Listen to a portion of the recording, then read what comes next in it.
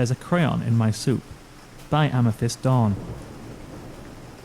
The steel-blue stallion sulked as he sullenly sauntered down the streets of the godforsaken hellhole that was the grand city of Manehattan.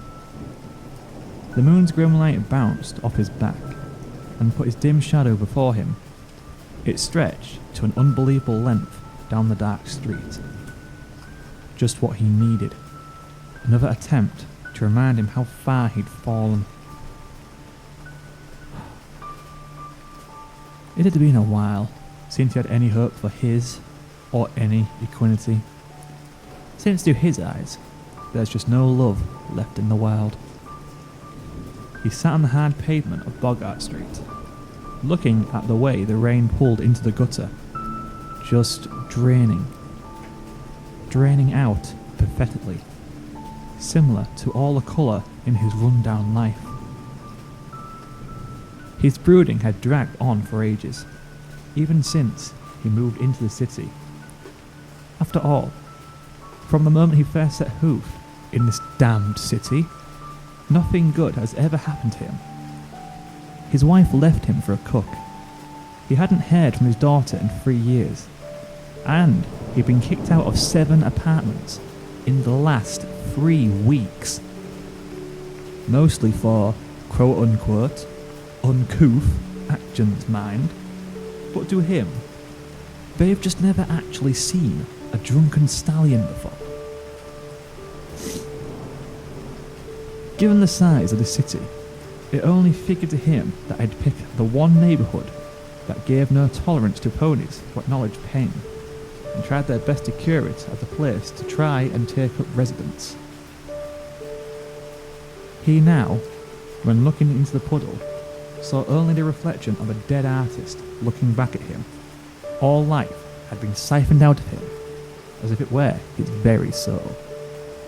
Drained by some van pony, whose belly was no doubt full from sucking all light and kindness from the world. He remembered when he used to see colour all around him, when the park danced in the afternoon, when ponies helped each other and foes would live through the night. Now, however, he only seemed to see grey in the most beautiful city in Equestria. The streetlights cast his ghostly shadow before him like unwanted dice, and the shape of his head contained a sewer lid. To him, that displayed exactly what he had become. Every pony's sewer. Some point to throw all their crap on and ditch their water at. The kicks he had received from his former landlords as they escorted him out were as hard as bricks and broke what was once his glass soul. To him, that was just the life out here, in hell. No pony cared for each other in this city. They only worked to help themselves, and that only gave them food to chew. Very few ever got some pony to love. Not that love was something worth working towards anyways, but at least it made a decent distraction on cold nights. Not a lot of mares would go wild for a 2-bit bum with a scrappy beard, however, so he stopped trying to get company over a long time ago. There is one perk of being out on the streets, though. No rent to pay, and no busybody young landlords that would only let him have a good night's sleep if they joined in. Not a single bit of his money had to go into their useless pockets anymore, so he had had time to sit there and stare into the pool as the rain pelted his bare back. Fortunately, he had managed to get a small box permanently reserved for himself on Bum Row, without too much interaction from the former owner, by some stretch of luck. The unattached mares seemed to flock up to him when heard he was an artist, and they practically begged him to stay there, each probably hoping to be the one that would tag along if he ever got a buyer for his art. That's what any mare wanted from him, as if his personality and dignity count for nothing. Just some pony to keep them warm at night, and fill their pockets with enough money to buy fair coats, black dresses and gold watches. He had come across a few nice mares who would have been satisfied with a warm meal, and it was them who had any of his money went to. Bumrow? Oh, that's just the name of what this sad sack of crap town just inside Central Park, where all these drunks and no-goods go to get a decent 3-hour sleep in their boxes and bags. He passed by a sign he had made for the community, which was only put up because many thought it was amusing. Shitty limits. Population? Far more than too many. The ink had started to drip off in the rain, and he watched as it fell to the damp ground. Just another one of his weeks of work, slowly becoming lost into the black, forgotten eternity of oblivion. Steam rose from the inner camp as the heavy rain hit whatever fires were brave enough to remain blazing strong, and covered the town within a thick fog. The shadows of the ponies around the fire danced like demons as the flames greedily lit the rain from the sky and drank in the cold like wine. The stallion found himself slowly returning to his home in one of the abandoned wooden crates that made a decent living space. Still cold though, with only a sheet for a doorway and puny holes for windows. He made his way to the small cardboard box that served as his storage. It still lingered with the scent of the frozen foal he had found in it, and a bit of the blood he had coughed up was still stained on the side. Most would think it grim, but he would use that as a storage place. But out here, you'd be lucky if you died by freezing to death.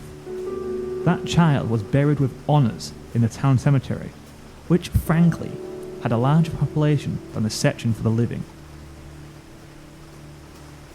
He was dismayed to find that the fog had soaked the wick of his lamp, already costing him more oil than it should. He coughed in the cold, lit the lamp, and opened a little sack, where he had kept his saved money, all 5 bits of it. He lifted the musty pouch from within, and decided to head back into the city for the night. The cold grass licked his hooves and left frozen dew on their fur as he made his way through the camp. There were only 3 days until the next monthly police raid to see if they can find any criminals hiding out in the park, and he didn't want to have his stuff destroyed by some jerk copper. He noted the sleeping forms of all those of the ponies he recognised, praying to whatever celestial being that there was out there to let them live through the night. The only ponies he made the effort of remembering names for were the few decent people left in the world. There was one pony missing from their box, however, but he knew exactly where to find them, in the same refuge he was heading to. The cold bar stank of countless things he didn't want to think of. He was stumbling by the time he walked in and ambled over to a bar stool.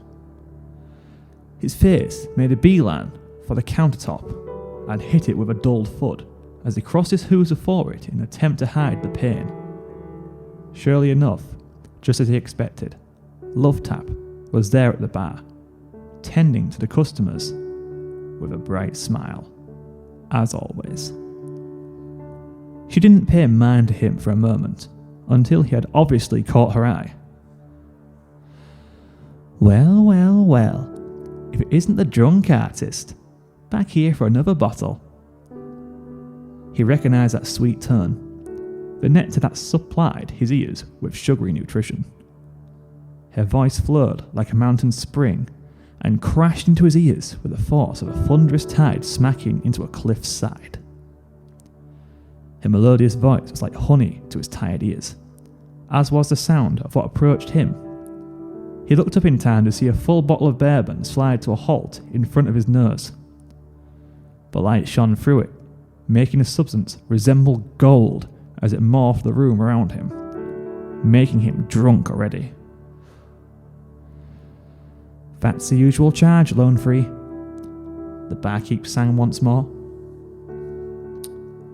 He looked up into her bright eyes and flinched.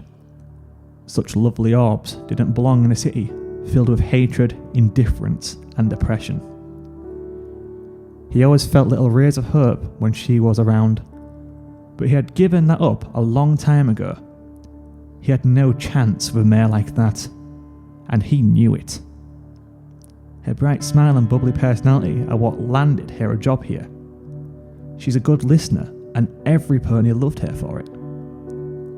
Some of the other regulars had even had the gall to say she was particular to him, but he knew it was impossible for such a kind, generous, gentle mare like her to go for a reckless, hopeless, sorry wreck like him. I thought I'd find you here, after your room was empty. He chuckled, long-haired the 5-bit pouch. But as always, the walk was well worth it to be able to talk to you again. She gave him a smile that shone like a summer afternoon, and the kindness in her eyes shone like a candle at night. If he didn't know any better, he'd have thought he saw a bit of red coming to her cheeks. But alas, he knew better. And the fact that he did wiped the smile from his face, like alcohol to an oil painting. Such a flawless portrait of colour would never socialise with a mouldy grey crayon. He looked back up to her as she thanked him and went back to work, and once more noticed how everything about her was sweet. Her hair was like caramel, as it gave her appearance a sugary, sappy look.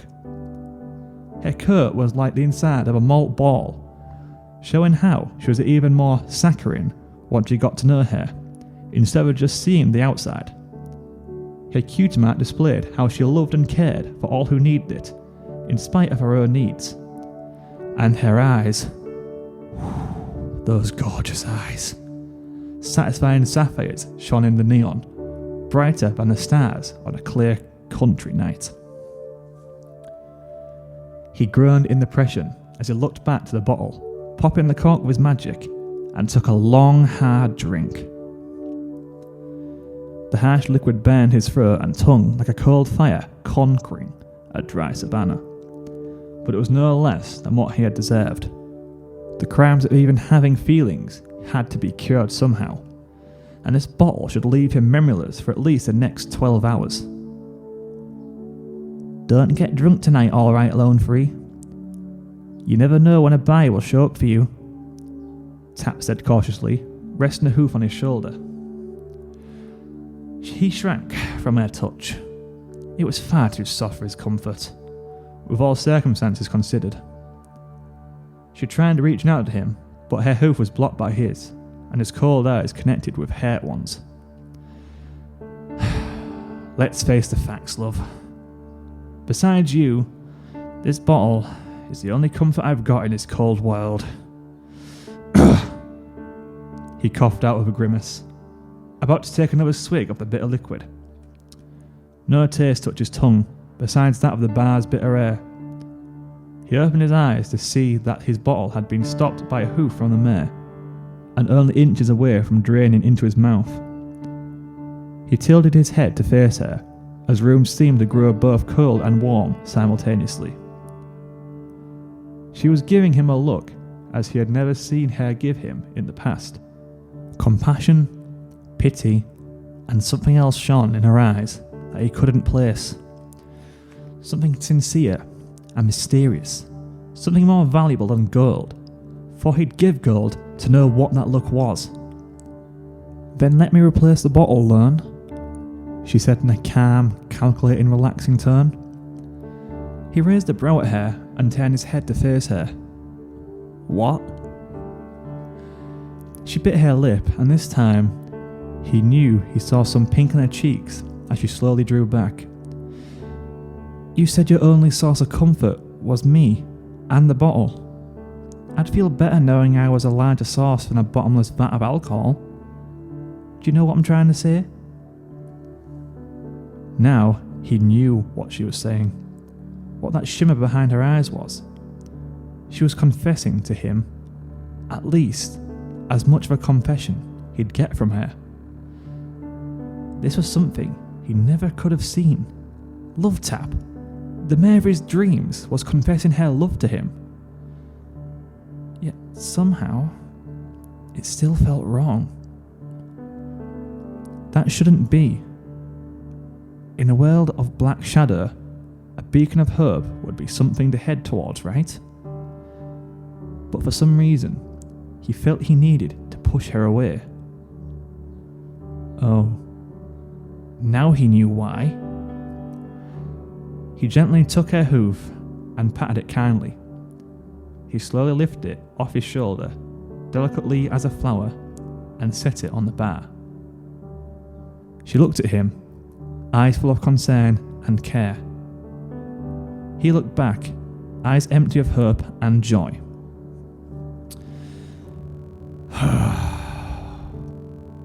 You could do so much better. With that, he took the ball into his pocket and stepped out of the bar without another word. As soon as he felt the rain hitting his back once more and a rugged steam violating his nostrils, he knew he had made the right decision. He stood there for a long while and started to walk off. When he had gone around the block, he heard the gentle clipping, delicate, caring hooves on cement behind him. The lovely mare's voice called out to him in the softest tone possible. You're right, you know. He stopped and waited for her to approach. He saw her head slowly draw around from beside him until she had lifted his head gently by the chin, forcing him to look her in the eye. You're right. In the eyes of many ponies, I could do much better than a simple, humble pony who once wanted nothing more than to bring light back into a dark city. But I don't want to. I don't want to be stuck with a stallion who only wants me for my looks or my body. I want a companion I can be proud of. Some pony to love me for who I am. Some pony to hold me when the nights are cold. Some pony to share my thoughts with, who would understand my heart's desires. Some pony to bring home to my child and tell him that he has a daddy now, after all these years. He looked up into her pleading eyes and smiled as she brushed his cheek lovingly. When I said you could do better, I didn't mean my personality was lacking. A flower needs to be watered and taken care of with the utmost respect. And I am no botanist, love. I am the weed killer. You need a stallion who can support you, give you all the things you need and would ever want. I'd offer no more support than a rotten bean, love. I don't want financial support. I want a pony who loves me for who I am. As I do. But I have no doubt there are others you'll fall in love with, who could offer you more than I ever could. If it isn't right for her to have to work to support her drunk husband. But I'm in love with you, she sobbed, wrapping her hoof around his neck as his eyes hit the ground. Look, he said gruffly, looking directly into her eyes as he gently, yet roughly, batted her hoof away. If there's one thing this damned city's taught me, it's that a broken heart is a valuable tool for survival out here. I love you too, but there's no way I'm going to let you get attached to a worthless bum like me when you have a chance at happiness. I know all that I'll be happy as long as I'm with you shit. I've heard it a million times in the movies. But you know what happens to ponies that think like that in real life? They get broken, tossed, kicked, beaten, battered, bruised, divorced, and every other inch of shit life has to throw at them. When it comes to it, the love between two brainless foes like us doesn't amount to a hill of beans in this cruel world. It's better for you to seek happiness elsewhere, love. All I can give a nice man like you is more heartache. The silence between them was only interrupted by the rain that pummeled onto their forms and the pavement below. Not a solitary soul beside them even dared to walk the streets this late. Through the rain, he could see tears pouring out of Love-Tap's puffy eyes as he lowered his head. He heard her start to sob uncontrollably as she ran back to the bar. He stood there, letting the icy rain pelt his back and run down his neck. He felt horrible for doing what he did, but he knew that it needed to be done. She needed to find somebody good for her, not a bum who couldn't afford anything more than a bottle of scotch on the weekends. The next day, for the first time in months, he had a buyer for one of his works. Fortunately, he also had one hell of a hangover, so he wasn't that negotiable about the price. 3,800 bits was what the painting went for, enough for him to buy an apartment for the next few weeks. Right now, he sat at an empty table on a rooftop at his favourite daytime joint, the Cantering Cook. He had ordered his favourite dish, which he remembered from when he used to have money like this all the time: carrot green soup with a sprinkle of fish and broccoli. Here at the Cantering Cook, the atmosphere was always brighter than on the streets below. Very few had given time to examine how beautiful the city looked from this height this time of year. Most idiots waited until the middle of winter. He knew better than to try and convince ponies of the beauties of the city. They were only those little tourist marks you'd hit on your way to somewhere else entirely. This city was like a poisoned cake.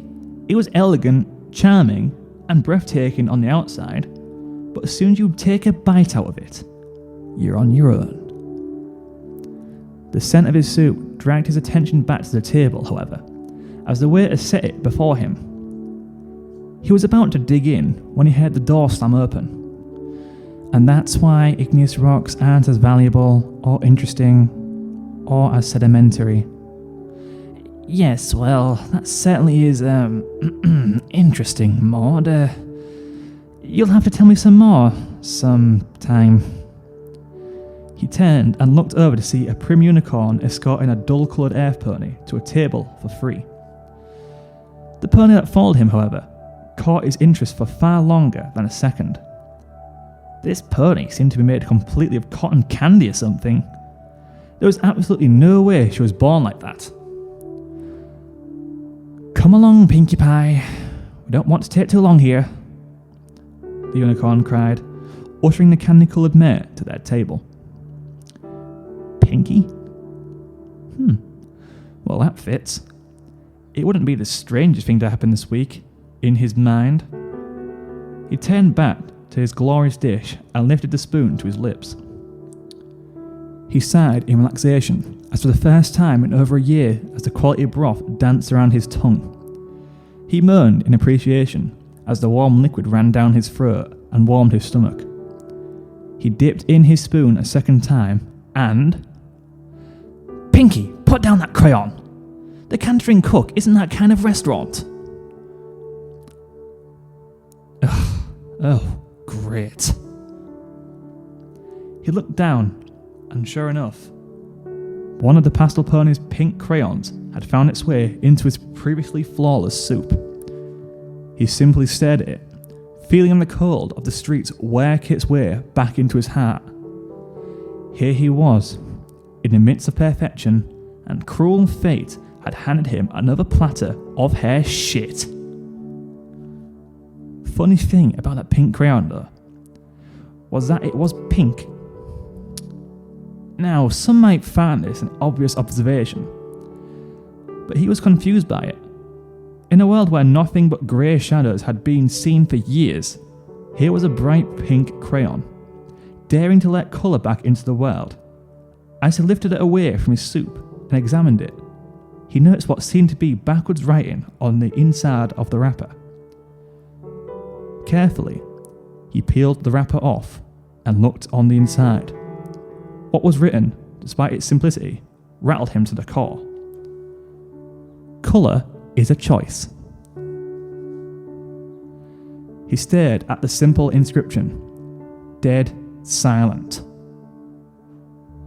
No clock ticked, no pony breathed, no time passed. He was frozen as he looked back to the pink mare, in time to see her give him a bright smile and an innocent wink. Despite himself, he couldn't help but smile back, and he found himself noticing a little more colour in the world around him. The sky seemed blue, despite the grey that had kept it at bay. The streets below looked bright, instead of the black he had seen so often. He started to chuckle to himself. For no known reason, he just felt joyful. His mind started to run with clarity for the first time in years, and his heart raced as he realised a dire mistake he had made last night. He quickly ran over to the register, paid the bill, left the tip, and raced out of the building as if all hell was on his tail. He had somewhere to go. Lovetap cried into her pillow as she looked up into the afternoon sun. She hadn't slept a wink. Not after her heart was broken. She heard a knock at the door, and stood as the shadow of her ceiling fan slapped around the dull room, as if it was trying to slice her neck from below her head. She opened the door with a teary "Yes," and froze from what she saw. Lonefree, kneeling at the door, holding a small black box in his hooves. He had opened the box to display its contents, and what it was made Lovetap slowly bring a hoof to her mouth as she teared up. A simple, small, diamond ring. He smiled nervously at her. Are you still looking for a husband who'll love you for who you are?